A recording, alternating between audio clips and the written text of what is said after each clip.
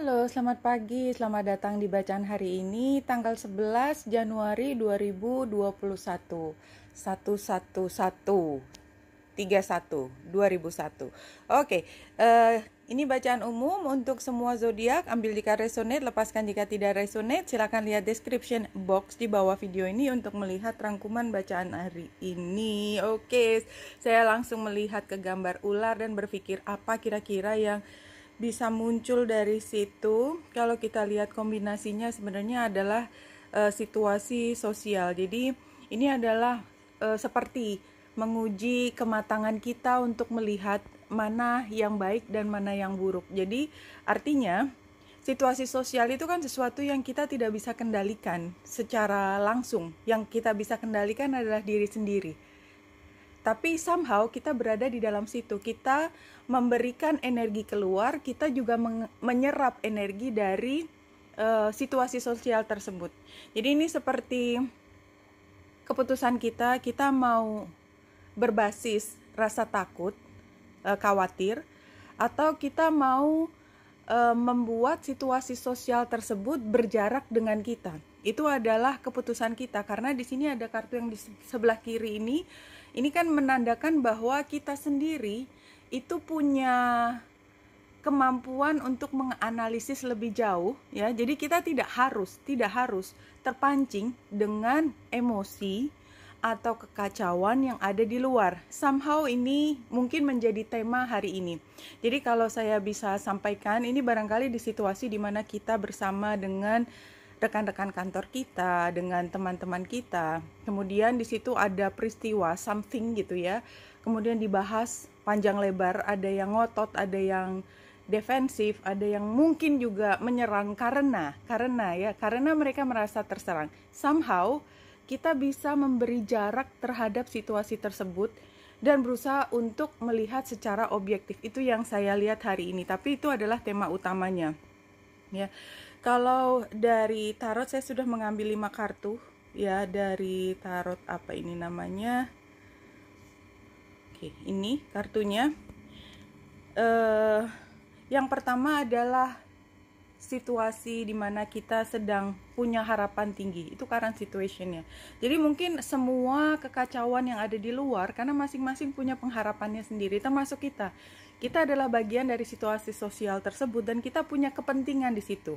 Tetapi kepentingannya itu berbeda-beda sehingga masing-masing akan menonjolkan apa yang menjadi harapan masing-masing.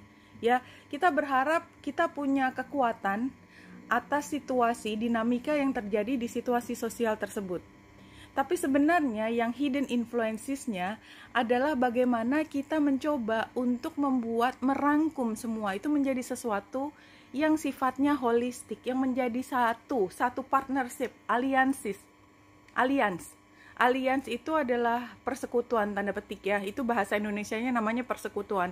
Kadang-kadang saya berpikir persekutuan itu seolah-olah konotasinya nggak bagus. Enggak, ini adalah tentang koordinasi.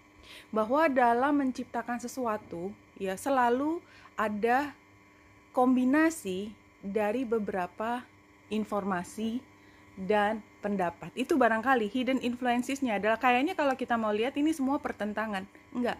Padahal ini adalah bagaimana kita merangkum semua yang tampaknya seperti pertentangan untuk melihat semua sisi, membuat kita punya pandangan lebih luas sehingga advice-nya adalah memang harus ada salah satu yang mengalah, dan mengalahnya bukan salah satu, mungkin semuanya. Jadi yang namanya kompromi itu adalah ketika dalam mencapai satu hal, masing-masing melepaskan apa yang menjadi halangan untuk titik temu dari penyelesaian masalah, sacrifice. Nah, solar plexus chakra adalah bicara tentang keberanian, vitality, willpower, self-esteem, dan confidence. Jadi saya pikir kalau kita mampu melepaskan ego kita dan kita berani bahwa ini keputusan saya tidak kehilangan dengan melepaskan sebagian dari ini karena saya akan mendapatkan lebih dengan saya sacrifice tadi sedikit, maka kemudian mudah-mudahan ada jalan tengah, jalan keluar untuk hari ini. Jadi itu yang saya lihat paling tidak dari 2 set ini adalah konflik yang luar biasa. Barangkali buat beberapa orang luar biasa, buat orang lain itu biasa. Ya, itu biasa. Karena barangkali tadi sudah punya kartu seperti ini. Karena dia sudah membawa ini. Membawa kearifan dari diri sendiri dan melihat konflik itu bukan sesuatu yang personal, tetapi sesuatu yang membangun. Dan ini sebenarnya kita bisa lihat konflik itu dari garis merah yang tebal ini, ya. Saturnus, Jupiter, dan Merkurius, ini jelas berarti kita sedang perang argumen. Itu sudah pasti karena Merkurius ikut di sini dan dia punya square, punya transit dengan Mars. Di sini ada energi agresif yang luar biasa. Jadi, saya bisa bilang bahwa konflik ini buat beberapa yang memang mencerap energi ini dan relevan tentunya, karena energinya kan umum, tapi ada orang yang terkena, ada yang tidak terkena, itu tergantung dari chart lahir, ya tergantung dari situasinya ya. Nah, yang terkena itu ya akan melihat situasi ini seperti life threatening barangkali. Ya, kenapa begitu? Karena kalau kita lihat matahari juga ketemu dengan Pluto. Jadi kayaknya ada rasa fatalistik di sini. Ada yang akan mati, tanda petik, berakhir.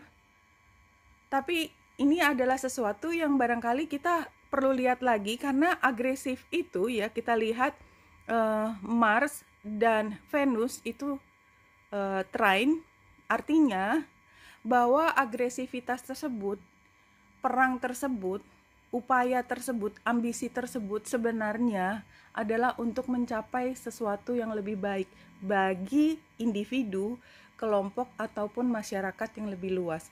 Jadi saya lihat energinya keras, tapi sebenarnya kita punya peluang besar kalau kita mampu mengambil energi Mars yang trine dengan Venus, itu menjadi utamanya. Dan kita sadar bahwa memang harus ada yang dilepas. Matahari ketemu dengan Pluto. Harus ada yang dilepas. Sacrifice-nya tadi dan kompromi itu barangkali termasuk kata kunci untuk hari ini.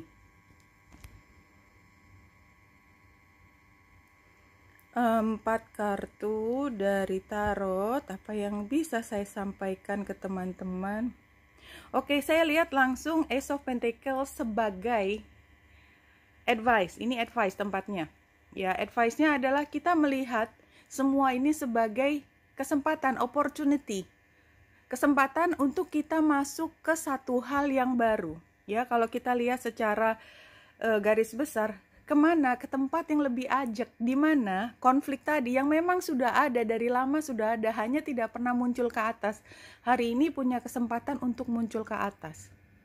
Situasinya tentu saja antara tidak senang dan senang, karena senang sebenarnya kita punya kesempatan untuk menyelesaikan masalah, itu kan satu hal yang exciting gitu ya buat kita, tapi situasinya berat.